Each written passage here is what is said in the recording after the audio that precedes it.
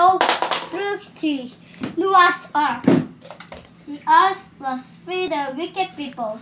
God was sorry that he had made man. He said, I will restore everything on earth. God found a good man. His name was Noah. God told him, I will wipe out everything with water. Build a big boat, and you and your family will be saved. God found a good God taught Noah how to build a big boat. When the boat was ready, Noah filled the boat with food. He let all the animals into the boat. He and his family also went into the boat. God shut the door tight. Rain poured down for 40 days. The water rose high above the mountains.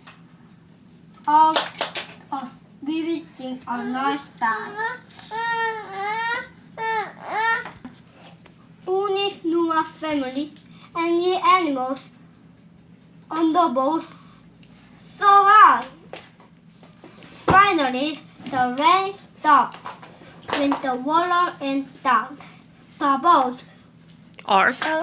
touched solid ground. When Noah left the boat, When Noah left the boat, he built an altar and he thanked God for saving his family. God was pleased and blessed Noah. I will never again the story with the flood. Destroy the earth with the flood.